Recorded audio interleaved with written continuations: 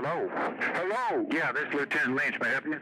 Yeah, there's 75 men around our building and they're shooting at us in Mount Carmel. Mount Carmel? Yeah, tell them there are children and women in here and to call it off. All right. Hello? I hear gunfire. Oh, shit. Hello? Who is this? Hello? Call it off. Who is this? Hello? Yeah, this is Lynch. Hey, Lynch? Yeah. That's kind of a funny name there. Huh? Oh, listen, no, look. Now, who am I speaking with? This is David Koresh. Okay, David. The notorious. What did you guys do that for? Well, David, what I'm doing is I'm trying to establish some communication links with you. No. Let me tell you something. Yes, sir. You see, you brought a bunch of guys out here and you killed some of my children. We told you we wanted to talk. No, how come you guys try to be ATF agents? How come you try to be so big all the time? Okay, David. Now, there's a bunch of us dead. There's a bunch of you guys dead. Now that's your fault.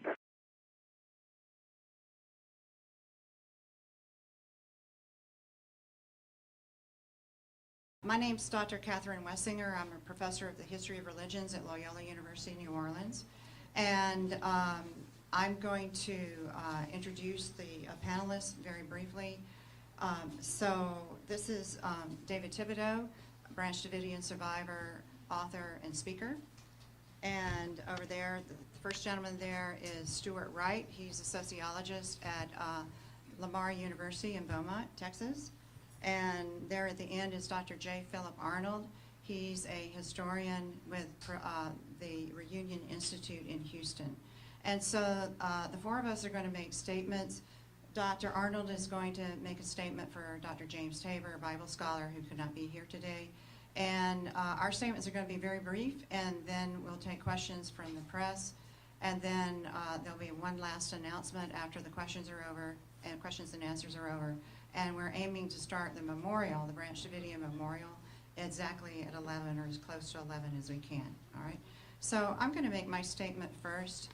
And basically, it's a simple statement, or I've got it's a series of statements that about points that I think are very important about this case that very often people in general and journalists often miss. So I'll go ahead with that. So the first point I want to make is that the man who lives at Mount Carmel Center at the present time was never a member of David Koresh's group, known as the Branch Davidians. It is misleading when a reporter writes that this individual is the current Branch Davidian pastor, unless the article clarifies that he has no connection to the David Koresh Branch Davidian group. So that's the first statement I want to make.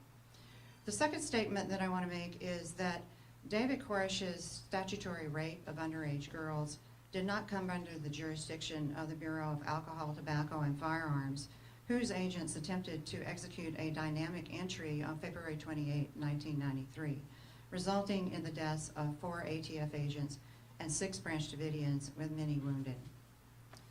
And I want to go on and explain that in 1992, Texas Child Protective Services investigated the Branch Davidians for child abuse and closed the case for lack of evidence.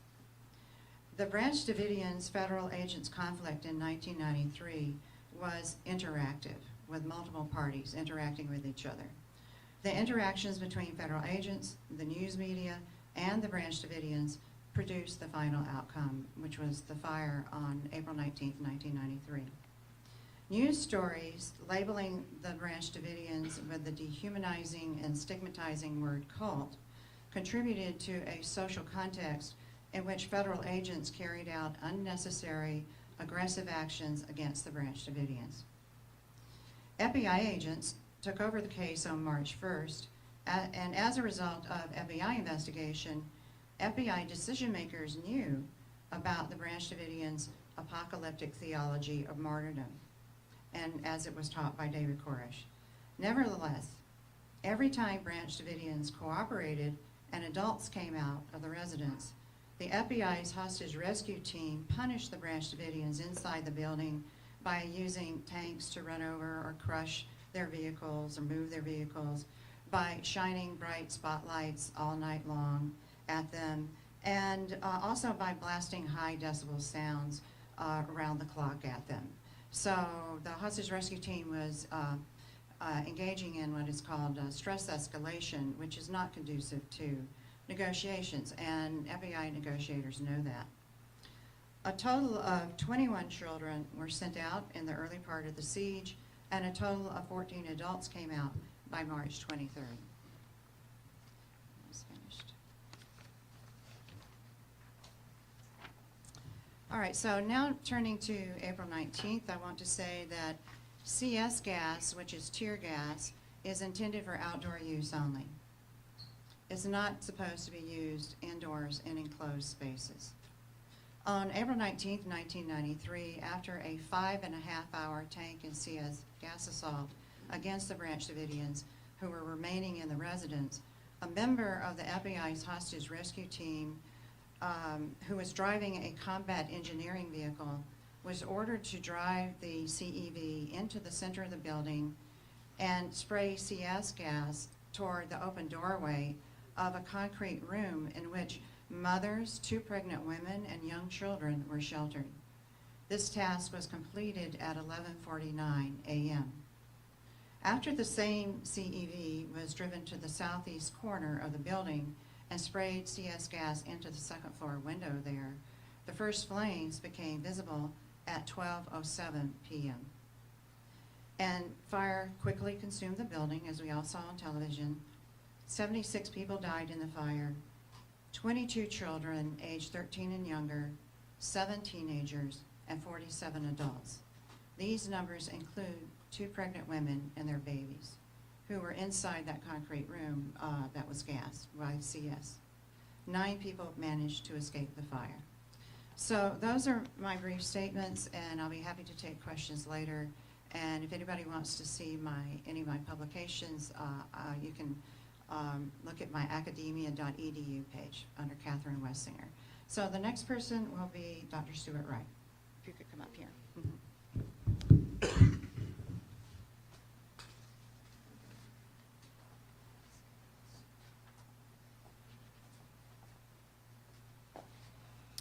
Good morning, everyone. I'm Dr. Stuart Wright. I'm professor and chair of the Department of Sociology, Social Work, and Criminal Justice at Lamar University in Beaumont.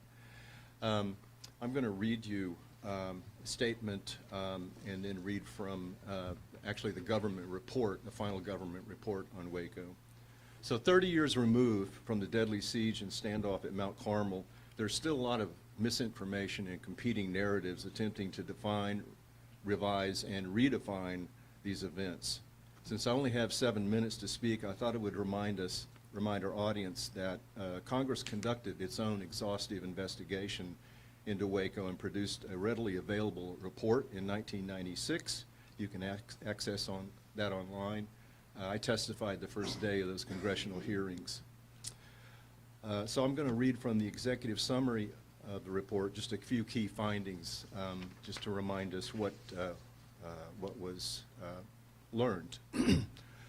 On page 3, under the subtitle Bureau of Alcohol, Tobacco, and Firearms, the ATF's investigation of the Branch Davidians was grossly incompetent. It lacked the minimum professionalism expected of a major federal law enforcement agency. While the ATF had probable cause to obtain the arrest warrant for David Koresh and the search warrant for the Branch Davidian residents, the affidavit filed in support of the warrants contained an incredible number of false statements. The ATF agents responsible for preparing the affidavits knew or should have known that many of the statements were false. David Koresh could have been arrested outside the Davidian residence. The ATF chose not to arrest Koresh outside the Davidian residence and instead were determined to use a dynamic entry approach. In making this decision, ATF agents exercised extremely poor judgment, made erroneous assumptions, and ignored the foreseeable perils of their course of action. The decision to pursue a military-style raid was made more than 2 months before surveillance, undercover, and infiltration efforts were even begun. The ATF undercover and surveillance operation lacked the minimum professionalism expected of a federal law enforcement agency. Supervisors failed to properly monitor the operation. The ATF's raid plan for February 28th was significantly flawed. The plan was poorly conceived, utilized a high-risk tactical approach when other tactics could have been successfully used, was drafted and commanded by ATF agents who were less qualified than other available agents, and used agents who were not sufficiently trained for the operation. Under the subheading, the Department of Justice, the decision by Attorney General Janet Reno to approve the FBI's plan to end the standoff on April 19th was premature, wrong, and highly irresponsible. The Attorney General knew or should have known that the plan to end the standoff would endanger the lives of the Davididans inside the residence, including the children. The Attorney General knew or should have known that there was little risk to the FBI agents, to society as a whole, and the possibility of a peaceful resolution continued to exist. And then under the subheading, Federal Bureau of Investigation, the CS riot control agent assault on April 19th should not have taken place. The possibility of a negotiated end to the standoff presented by Koresh should have been pursued, even if it had taken several more weeks. The FBI should have sought and accepted more expert advice on the Branch Davidians and their religious views, and more open-minded to the advice of their own FBI experts. FBI Tactical Commander Jeffrey Jamar and senior FBI and justice officials advising the Attorney General knew or should have known that none of the reasons given to end negotiations and go forward with the plan to end the standoff on April 19th had merit. The CS riot control agent is capable of causing immediate, acute, and severe physical distress to pregnant women, the elderly, and those with respiratory conditions. In some cases, severe or extended exposure can lead to incapacitation. Evidence presented to the subcommittees show that the use of CS riot control agent in enclosed spaces, such as the bunker, significantly increased the possibility that lethal levels would be reached, and the possibility of harm significantly increases. And they conclude by saying this: evidence does indicate that the CS insertion into the enclosed bunker at a time when women and children were assembled inside could have been a proximate cause of or directly resulted in some or all of the deaths attributed to asphyxiation and the autopsy reports. Police officers are sworn to protect and serve. They're expected to uphold the rights of the accused, to respect citizens' presumption of innocence, and to treat people with dignity. There are also constitutional protections and legislative guarantees in place in a democratic society designed to restrain police in the use of unnecessary and excessive force. This calamity could have been avoided through better investigative work and planning, and whatever crimes David Koresh and others may or may not have committed, this deadly disaster was entirely preventable. Thank you.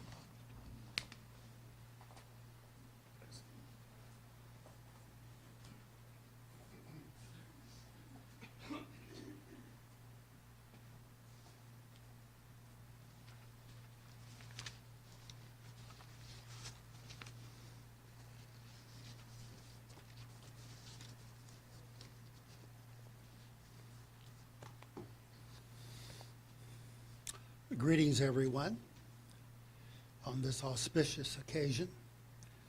Dr. James Tabor from the University of North Carolina at Charlotte wishes he could be here today, but for some personal reasons, he just could not make it. So I'm going to spend a few minutes presenting some of the things that he wanted to give you today. And the best way that we can do that is if I can simply refer you to this particular handout, and there are 100 of them or so on that back table.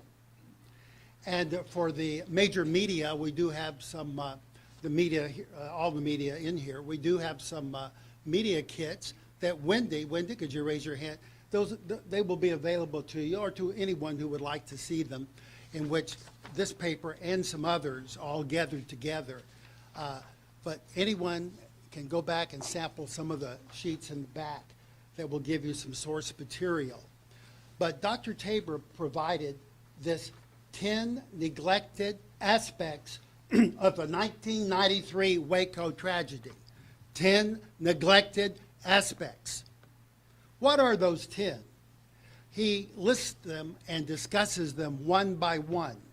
So when you get this in your hand, you can sit and read these 10 neglected aspects. Let me give you a sampling. One of them is the raid itself. Why the raid took place, how the raid could have been avoided. He explains that here in number 1. In number 2, the arms. Why did the Branch Davidian Church have weapons? He will explain that in point 2. In point 3, the assault itself, looking at exactly what happened on the 28th. On the 4th one, the community. What is the Branch Davidian community? Dr. Tabor is not a Branch Davidian.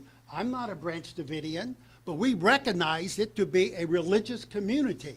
Here, in this point, Jim will explain exactly what kind of community it was and what it means to be a religious community. What is that? Is that a church?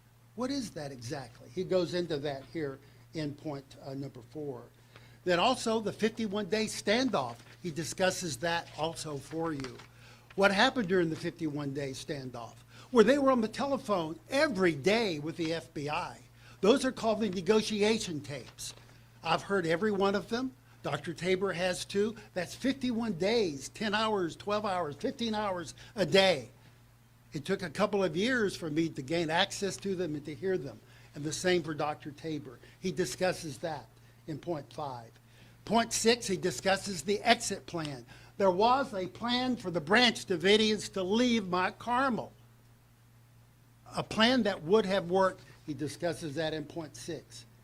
In point 7, he discusses what happened with Janet Reno. When the FBI went to speak to Janet Reno, what did they say to her? What did they not say to her? He gives a fair and just overview of what happened there. And then he talks about the apocalypse. Were the Branch Davidians planning to kill themselves? Were they all brainwashed? And David Koresh knew that he was going to die and it was inevitable. He discusses that. And I'm going to have a few things to say about that myself in a moment. What is the 7 Seals manuscript that David was writing? Dr. Tabor will give you a quick overview of that. What is this promise that David says, we're all coming out. God has shown me I got to write my message. Dr. Tabor will talk about that.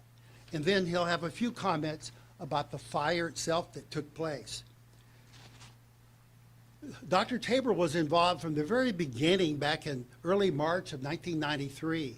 He and I had seen this on television, and since my PhD was on the history of apocalyptic groups, I saw immediately that the characters of my dissertation had come alive on the television and in Waco. It was as if some of these early apocalyptic groups were on television there. David is talking about the book of Revelation.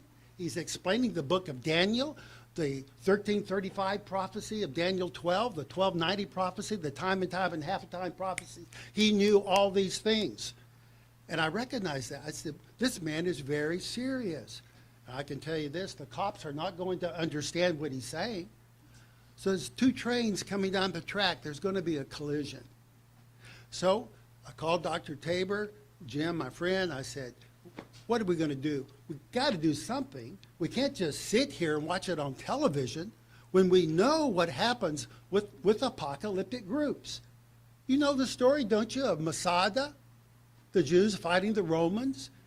Well, they were apocalyptic also. What about Joan of Arc having mystical visions that she should go out and kill Englishmen, lead soldiers to kill Englishmen? That's a pretty radical thing, and she's burned up. So there's something when the governments encounter these apocalyptic mystical types that bad things can happen. So knowing that, I drove to Waco to talk to the FBI to say, can I help interpret this religious language? I know a little bit about the book of Revelation. What can I do to help you to understand it? In other words, can I give you intel to help you to resolve this crisis peacefully? So Dr. Tabor and I worked on that together. We tried our best to contact the FBI and give them this information, but they were just not interested. Now, that was the old FBI. They were not interested in hearing the religious interpretations of David. Isn't that right? Isn't that right, Dave? They were not interested in that, and they were not interested in taking what I had to say seriously. So we had a real problem there. That was the old FBI. We saw some changes a few years later at Montana when the new FBI under Louis Freeh and Robin Montgomery and others, Gary Neusner, came to an understanding that you have to use sometimes worldview translators to help resolve crises with ideologically motivated groups. And the same with the media at that time. The old media then, they were all into this talk about cults and being brainwashed. They were not interested in hearing about this group really does believe the book of Daniel. They study the book of Revelation more than you get on Sunday school at the Baptist church. God bless the Baptists, but you're not going to have the minister talking about the prophecies of Daniel 12 and how it correlates to the prophecies of the seven seals. You just don't get that. These were students of the seven seals, Bible students. They wanted to learn the Greek, the Hebrew, see what the rabbis say. They're studying this material. That's what you were dealing with. The media, the old media, didn't appreciate that. But now we have the new media. The media that's here today. You have a chance to do something different. Now you have the internet. Now you have these sources. Look at these sources you have. We have right here something really important. We have what David wrote. Right here it is, as the seven seals. He wrote this manuscript. You can find it. This is just one page, but you can find the whole 20-something page thing online. The media can now explore these things. You can actually find the negotiation tapes online, and you can listen, read 51 days and get at the meat of what was really happening. You don't have to believe the exaggerations of the old media. The new modern media has access to social media, to the internet, to get at the truth of what really happened back then. So what am I going to say to you today that's new? Well, in my closing 3 or 4 minutes, I want to say this, that there were 2 opportunities that we have to realize were very important. I'm just going to do them from memory. But we know on March 15th, Steve Schneider, David's right-hand man, heard me on the radio talking about the seven seals. He calls the FBI and he says, we heard this guy on the radio. He seems to know a little bit about the seven seals. Hey, if we can speak to him and he can talk and he can show David Koresh something that David doesn't know, we are out of here. He uses that term, out of here. The FBI does not put me in contact. They refuse to do that. They don't let me talk. So they would rather, this is the old FBI I'm talking about, agents that are here today. I'm not talking about you. I'm talking about what happened back 30 years ago. They did not do that. Instead, they would prefer to send S-gas in before they would let me talk, as Steve requested. March 15th. What happened on April 10th through the 13th? Then, at that time, the FBI finds a book in the library because I told them about it on the news media, and they found there was another man who had changed his name to Koresh about 100 years before. And their idea was, David, do you know about this earlier person from 100 years ago?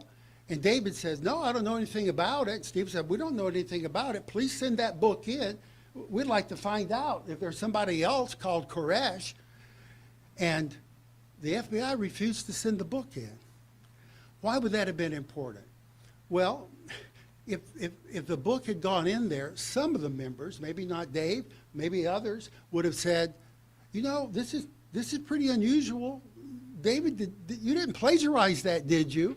David said, no, I didn't know anything about it. But it would have caused some doubt in some members, and maybe a few people would have come out and surrendered and been saved and not died later. So that was a missed opportunity. You would send that book in. The third thing I'll close with is on April 14th. I have the letter for you. It's back there. This is the letter that David Koresh wrote. He signed it. What does it say? It says, we are coming out. We had a waiting period, but God has told us the waiting period is over with. It's over with. We rejoiced. Tabor and I, we thought, this is great. Dick DeGuerin, the attorney, other scholars, we were very happy to find out that the waiting period was over. And now David is coming out. He said, I just have to write my message. I write my message to the 7 seals, and we all will come out. David will testify. He's an eyewitness, and he's going to speak now, and he will testify to all these things that he saw. The Branch Davididans were going to surrender. They were coming out. The letter of April 14th says that manuscript will be given to his attorney and to Phil Arnold and Jim Tabor. And the FBI said, the old FBI said, oh yeah, we can wait. But they didn't. They did not wait. It's a sad thing. So why did the FBI not understand? Why did the media not understand? Because religious language is the language that the Branch Davidians were speaking. If they were Russian terrorists, then they would have brought in a Russian translator. They needed to bring in worldview translators to explain what the Branch Davidians were teaching. Some of you are English majors. I know some of you journalists in here. If you're reading Edgar Allan Poe and the Raven says nevermore, nevermore, you got to understand what does that mean in the context of that literature, right? You have to interpret it. Well, David is using the Bible as his means of communication. Has to be interpreted. Big mistake by the old FBI and the media. They did not include that. Now, we have an eyewitness. I'm going to get out of the way, and he'll come up and speak. And I think you're doing great. You should take my time. No, you're the man. You're the eyewitness. But then we will answer any question in the world that you would like to ask us. That was wonderful. I don't want to follow Phil right now. That was very good. Thank you. All of you, thank you so much, Stuart. You know I love your work. Kathy Westinger has helped us every year put these on, the memorials where we can get here and remember our friends who are no longer with us. And you guys are just such a blessing. And I just thank you for all of the years, all you've done, all your work. Bless you. Thank you. I have absolutely no idea what I'm going to say, and I'm not even kidding. Usually I prepare for these things. It's been a crazy year, huh? Crazy last couple of years. COVID, everything we've all gone through. Now here we are. I think I'm going to pick up with something that Phil Arnold said about the new FBI and especially the new media. That's something I'm going to be reflecting on now for a very long time, that this things are new now, and they should be. Listen, we have all this technology, we have all these wonders. We have access to every piece of information that's ever been written since the beginning of time, and yet confusion seems to be worse than ever. We don't seem to be analyzing the proper information. We still got the extreme right saying this, the extreme left saying that, and the majority of the people in the center trying to figure out what's true, what's right, what's going on here. I recently read some of the new Waco book, one and a half of the new books that have come out and some of the new information that people are writing.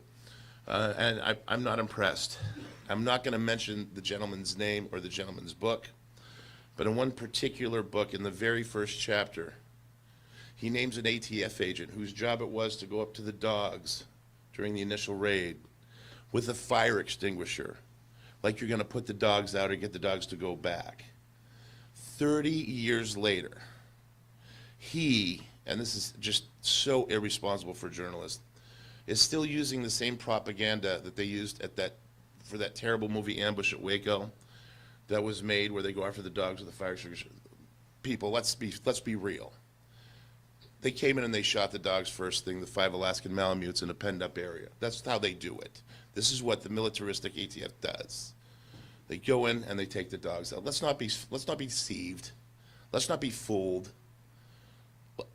You can interview all the ATF and FBI guys you want, all right, as a journalist.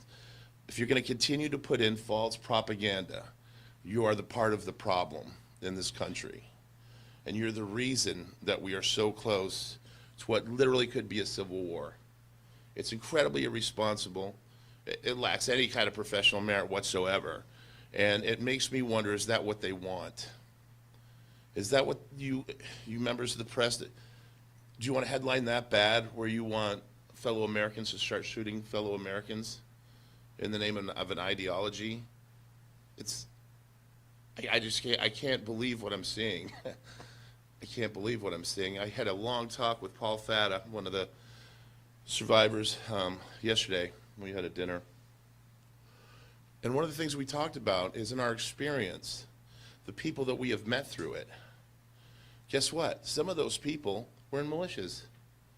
Some of those people were in civil rights groups, guns rights groups, you name it. I've met the greatest people on the face of the earth, literal angels on this earth, and I've met some devils along the way too. We tend to stay with the angels, hopefully. But the point is this: what the mainstream press, especially back then, no, now too, wants to demonize, they're demonizing your fellow Americans. It's not just the liberal elite that live in New York and LA, guys. There's a whole country, and those are real people. And you know what? They're working 2 jobs to barely get by and get their kids into school, right? And do the right thing as a person, as an American, pay their taxes. And you look down at them because they live in the South, or they think this, or they're simple. I mean, this is a problem that I think highly educated people have, and especially the way it's looked at. And again, you get that demonization. It's like, these are people. As the Davididans were people. The people that died at Mount Carmel were people. They've never been truly humanized until they did the Waco series. And it was the first time I'd ever seen the people inside there humanized. That's all we've ever wanted, was to tell the stories of the people. And that's why these memorials are so special. So you get to see each individual, and you get to find out who they really were. I was going to get up here and I was going to talk about some very political things and some of the lies. I think scholars have done that quite well. I want to talk about the people today, because that really is what it's all about, and that's what's going to happen here after this press conference. But I am very concerned, and just since the press is here, 2 things I want to say before I forget. One is there was a recent documentary that's out, and right after that, I'm called a liar by some members of the FBI, which is the same thing they said 20 years ago. People asked me, what do you think? The FBI calling you a liar? It's like, I feel it's like that's the master saying, when you can take this pebble from my hand, you can go on about your life. And so, like, I took the pebble out of their hand. Like, they're calling me a liar. These people, and during the 51 days, lied completely to you over and over again. And they started with the dogs. They started with the ambush at Waco, the ATF propaganda film. Make no mistake, that's what it was. They went after those dogs and they shot those dogs. Some of the indications from some of the witnesses that were there, some of the agents actually said, we feel that the first shots were them shooting the dogs. And then they retracted their statement when that came to Congress. Another agent said to the Texas Rangers, I reached for my gun and it went off, and I feel like that was the first shot. Retracted his statement when he had to stand for Congress. So it didn't happen because 10 years passed, or so, however many years. The first thing you tend to say tends to be the truth, right? So anyway, they can say what they want. I don't care what the pressure is. They can call me a liar all they want. I just ask, if you think that you at least read my book. If you don't want to support me, get it from the library. But do a little research, please. Listen to the scholars, listen to the truth, find out that truth for yourself. Don't let Fox News tell you what to think, and don't let MSNBC tell you what to think. They all have agendas. Remember one more thing. It's 2 more things. There'll probably be 3.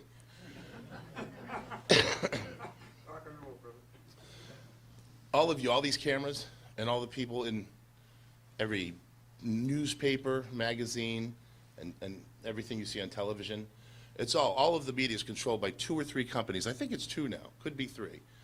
So just think, let's say it's 3 companies. 3 companies control everything that we digest. That's power. That's power. And it's a powerful thought, and I want you all to think about that. So I learned more about America going overseas than I have being here. We think we have freedom of the press. We think we got a pretty good beat on things. We don't, guys. You got to spend a lot of time doing a lot of research to really see what's happening here. That's all I'm saying. Don't be deceived. Okay? Yes. Thank you. God, thank you.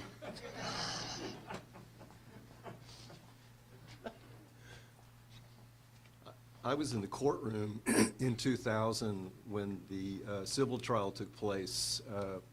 The Branch Davididan survivors and their families brought suit against the government for wrongful death. An ATF agent was called to the stand, and under oath, he was part of the dog team, and he admitted that they fired first. They killed the dogs first. The first shots fired at Mount Carmel was the ATF dog team. Under oath, he said that. I heard him. So I'll just to put that to rest. Thank you. Thank you. And here's why that's important. I know a lot of people that are on Team Puppy rather than Team Human. Seriously. I know a lot of people that would die for their pets, for their animals. And I understand it. Your pets, your dogs, your cats, they're members of your family. And imagine you just finished breakfast and some guy dressed in a black outfit comes with a gun and shoots that member of your family. How is that going to start your day off? What kind of reaction are you as a person going to give to that person trying to come through your door? It's not a very good way to start a communication, especially with a group of people who you claim are fanatical and have a lot of firearms. One more, it's gonna be a couple points. But when we were talking about the psych ops, when Stuart was talking about the psych ops and the speaker systems and the sound systems that they set up during the siege where they're trying to keep us up 24/7, that's very powerful. Having no sleep, right? Looking at that speaker and thinking, I would love to shoot that speaker out to shut that up right now. But then not doing it because you know that's going to give them an excuse to do what they really want and come in and shoot you. So nobody, I want to say, nobody inside that building, despite being harassed consistently, day in, day out, shot at those speakers. We didn't do anything aggressive. At every single step of this, the government were the aggressors. From coming in, they were invited onto the property through David to check all of the yellow sheets through Henry McMahon. He invited the ATF onto the property. All could have been avoided, absolutely. Came in shooting the dogs. The helicopters at the back were shooting. I know every agent says the helicopters were not firing, but there were people, I believe, that there were agents on that helicopter that were. I saw the evidence of that in the in one of the water tanks that was in front of Winston Blake's door. Winston Blake was killed, eating his breakfast. We know Peter Gent. There's a video. I think it's on Waco New Revelation. I'll have to check that. He goes up. You see a helicopter fly by the water tank. You see a figure come up on the top of the water tank and then fall right back down as if he's been shot. It appears that is from the air. There is an ATF agent who says that he saw Peter come up and shot him from the ground. That's his testimony. Call anyone a liar, it could be true. But I believe that those helicopters fired into the building. I saw the evidence in the sheetrock, in the ceiling, and the roof. I saw the evidence in the water tank. And I'll never forget Kevin Whitecliffe coming up to me that morning after the ceasefire, yelling and screaming. They came in shooting. I said, yeah, that all started from the front. It's what it sounded like to me being in the cafeteria. Kevin was out the back, and Kevin said, no. And he's screaming and yelling it very passionately. This is not someone who was lying to me. He says, no, the helicopters came in shooting. I saw them come in and shoot at us. And I'm like, what do you mean? From the back? He said, yes. So he was adamant that the helicopters were coming and shooting from the back. They still claim the helicopters weren't shooting. I just don't believe it. I guess, yeah, one more thing, and then I got one more. And I just want to talk about the pyrotechnic devices. The FBI claims that these pyrotechnic devices were all used in the underground shelter. Here's the problem I have with that. Then why'd you lie about it for 3 years? 3 years the FBI said consistently no pyrotechnic devices were used in that building. That the CS gas canisters and rounds that were used were non-pyrotechnic, non-lethal. Well, we know CS gas, the methylene chloride is the propellant for the CS gas, so methylene chloride is something that is used in paint thinner. So I'm not a scientist. I don't know technically how flammable or not flammable methylene chloride is, but I suspect there. But for sure, the 6 or 7 devices that were mislabeled as silencers were pyrotechnic. They absolutely could start fires. So you could tell me they were using the underground shelter, but I just don't believe you. You've lost your credibility with me. For 3 years, you said there were no pyrotechnics used in that building at all, and yet here they are. So yeah, the title of this was 30 Years On, What Have We Learned from Waco? Well, for me, these same questions that I continue to bring up have not been answered properly. And every single documentary out there gets it wrong, especially some of the newer ones. 30 years later, they can't include all of the facts that these scholars have talked about, that we have put together forever, that we know are true. We know all these things happened. And you still don't have a definitive documentary that shows exactly what happened on both sides. And mistakes were made on both sides. Okay, Koresh is no saint. And I'm not sitting here trying to glorify anyone, and I'm not trying to say that mistakes, terrible mistakes, weren't made on both sides, because they were. But it's time to start thinking clearly and rationing the truth for what it is. And that's it. I would just like to see all of these things come out. And the new media, I love that, because it is. You guys are in a new place, even though you're, how do you say this tactfully? Oh. Even though you have a corporate master that whips y'all into shape, you still have a certain amount of power. And there are things you can say. You can still be a brave journalist. Hey man, there's YouTube, there's all kinds of avenues to get around this. And that's what they're afraid of. We no longer watch ABC, NBC, and CBS for all our news. There's Breaking Points, which I highly recommend anyone on YouTube. That's amazing, amazing news show. There's people that are trying to do it right. Those are the people we need to listen to. Thank you. I will conclude my portion of this thing, and now we're going to call it. Do you want to call? You want to do it? Kathy Wessinger, thank you all very much. Thank you very much, David Thibodeau. That was excellent. And so we have a little bit of time. We do want to start the memorial on time at 11 a.m., but do reporters have any questions they would like to ask any of us up here? Yes? Yeah, I'd like to ask the group, obviously it's an important day here, also in Oklahoma City, where 2 years later the bombing happened. And what do you want people to see the importance of what happened in Waco in terms of what's happening today that David was pointing out? Can I say something to that? The extremism Thank on you. the side, political Yeah. violence. What's the message you want people to get from what happened? That is simple, and what a great question. Thank you so much, because I was going to address that. I was going to address it, and I didn't. Thank you for that question. I know Kathy, Dana, Paul, Heather, Kevin, any of the survivors that went through this hell and still daily go through this hell. It's not over after Waco. Waco is with you every single day. You're shaving, you're brushing your teeth. Waco's there. Someone cuts you off and you get way angrier than you should. Waco's there. It's always with us. But guess what? I can tell you conclusively, the only thing that I agree with the federal government on is none of us want anybody to do any violence in the name of our group or the violence that the ATF and the FBI perpetrated and the lies that they're continuing to tell. Please do not take justice into your own hands and hurt innocent people. That is absolutely the worst thing you can do. Nobody wants that. Thank you. Please write your senator, congressman, even though I don't really believe that's going to work. Contact us through the website, wacosurvivors.com. We'll talk with you. We'll work with you. There's a lot of people that I know are very depressed, very sad, and very angry that reach out to me all the time. And the best part of this for me is I get to talk to those people and say, you're not alone.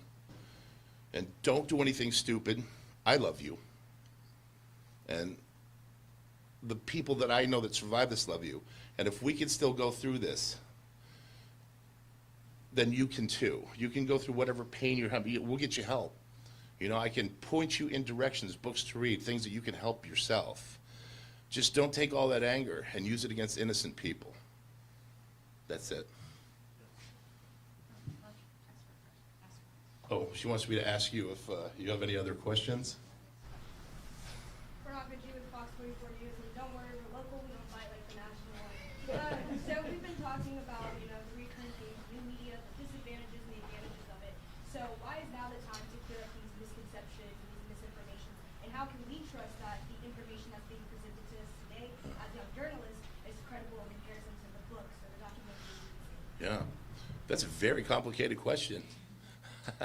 Just try, you know, do the sniff test, man. If it sounds a little bit too radical on any side, there's probably another side that needs to be considered. What was the first thing you said? Because that was... Pretty much saying why is now the time to... Great, that's great. Because we're in danger of a civil war. And I never thought that I would live to see the anger, the miscommunication that we're in right now, the strife between the sides. I mean, I love this country. I know it sounds crazy, but I love this country. I was born here. I was brought up here. Every time I go out and I meet someone on the street, how are you today? How are you today? It's people are beautiful. Many people can, okay. Recently, if you read the social media, you get a lot of haters out there. You get a lot of trolls. You can't listen to the comments sometimes. People just, they're going to hate. Those are the ones that have the biggest mouths, unfortunately. Just, you know, I don't think I know how to answer your question. Just do, you know, I know how to answer your question. I'll give you an example. I thought that after this documentary that happened, that it was going to change everything. You know, all the stuff that the series did in humanizing people. And there's a faction of them trying to change it around again and kind of blame all the survivors for even being there. And but I did a recent interview with NPR in Houston. And if they don't change what I said, the questions were phenomenal. And I was able to go very deep with this particular journalist, and it went very smoothly and very well. The questions were far better than they were 20, 30 years ago. So I think you are learning. I think we all are learning, and we're learning to, here's what it is. Put yourself in the other person's shoes. Before you judge them, put yourself in their shoes and try to figure out, why did they go through this? Who is this person really? Before I say that they're a cultist, or before I say that they're right wing or they're left wing. Try to figure out why it is they feel the way they do. You might be surprised at the answer, and it might change your article for the better. That's what I've discovered. Yes, please. Great.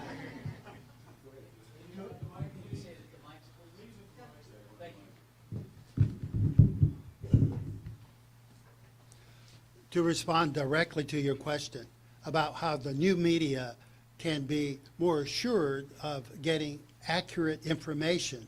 Well, as a historian, we look for what? Primary sources. You use primary sources. So the negotiation tapes, 51 days of phone conversations between the Branch Davididans and the FBI, those are primary sources. Now, on that back table, I don't have all 51 days of negotiations.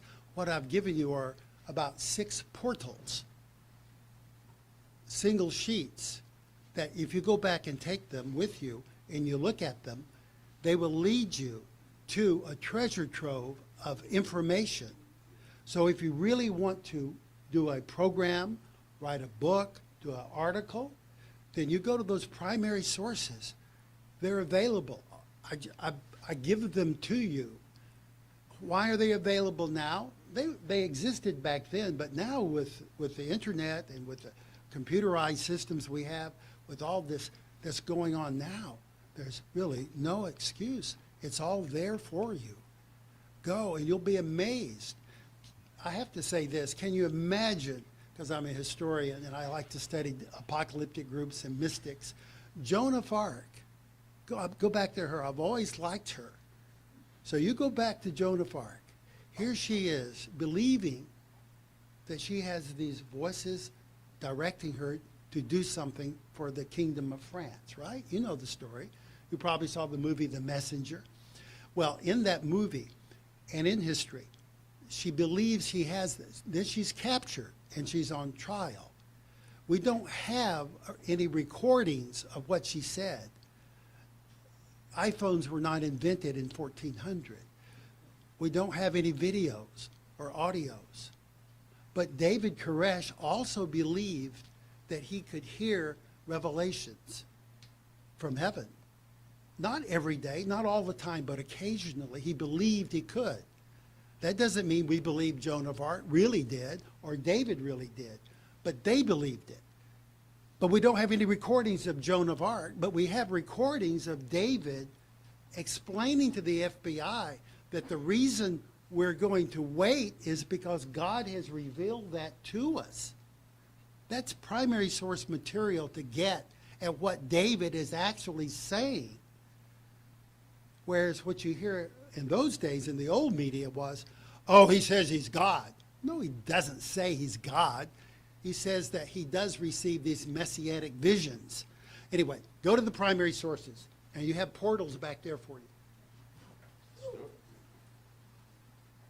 Stuart Wright, everybody. Thank you, Phil. One way you might get at the truth is to look at the social science peer-reviewed publications, right, where it has to go through vigorous peer review before you can get it in print, and I'm talking about professional journals, right? So Kathy and I and a group of scholars have for 30 years been doing a deep dive in this research. I've got a list of my publications, which I'm happy to send you. Most of them are in PDF. If you reach out to me by email, I'll be happy to send you anything that you ask for. But I have a couple of publications here that I brought that you can have access to, and one of them is a piece I published in the Journal of Terrorism and Political Violence, in which I identified 16 violations of the FBI's own protocols at Waco. Turns out that their training for how to conduct a hostage barricade incident are superb. They've been teaching police from around the world at Quantico since the 70s, the 1970s.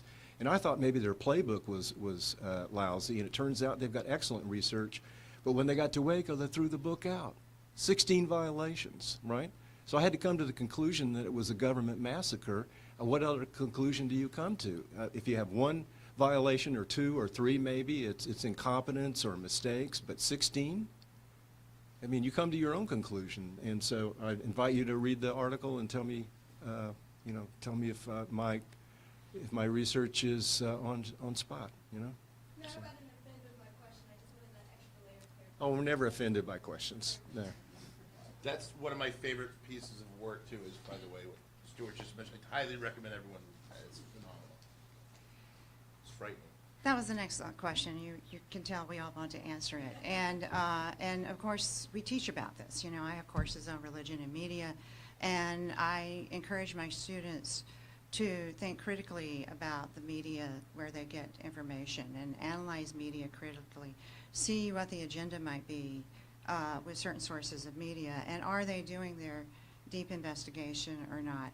So one of the things, because I'm looking at a lot of articles along with my students, one of the things that really annoys me is when I see reporters repeat old stories with old inaccuracies, and they just get repeated and repeated.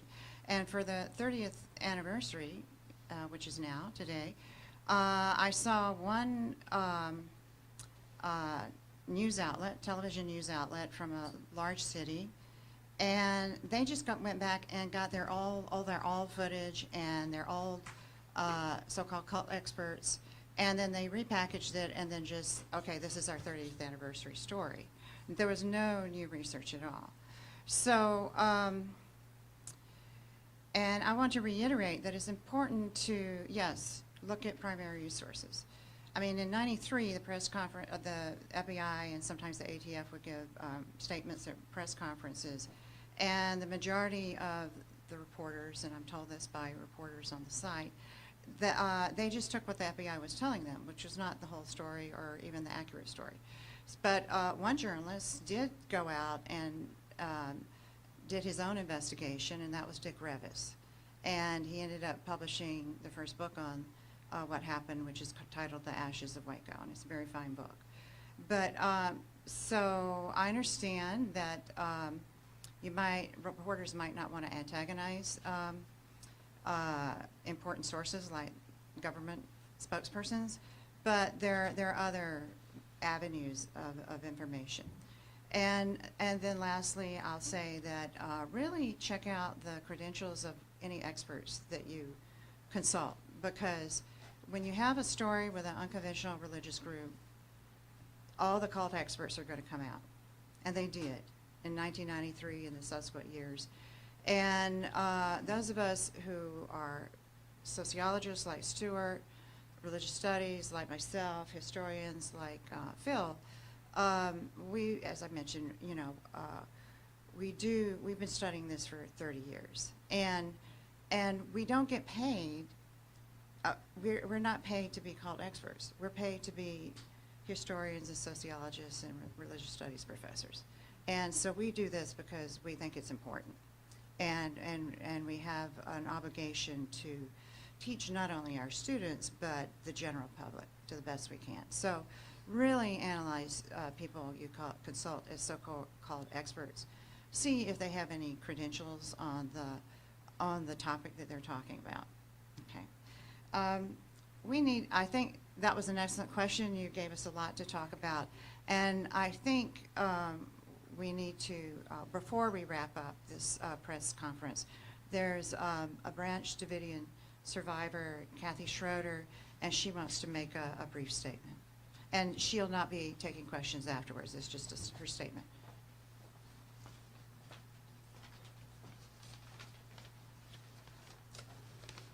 Good morning. I need to make a couple of statements. But first I need to remind you that sometimes the way documentaries get edited and sound bites get spliced together, it can make the words of the interviewee seem to have meaning that they were not originally intended to have. So I need to state for the record that I would never condone or excuse the sexual exploitation of anyone, of any kind, regardless of age. Having been the victim of that myself at a tender young age of 9. So that's a horrible thought that can be said about me. Secondly, I do not agree with any violence of any kind against anyone. In my entire life, and I've been in the Air Force, guys, in my entire life, I have never fired a shot at any living being, not even an animal. I don't believe in violence. Thank you for your time. And because of recent events, I will not be speaking again publicly about the events in Waco in 1993. Thank you.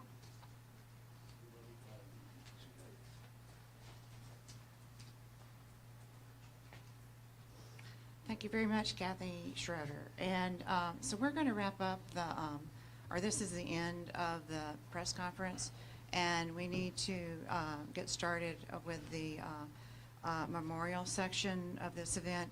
David Thibodeau will be moderating the memorial, and we're going to be streaming the memorial to Zoom.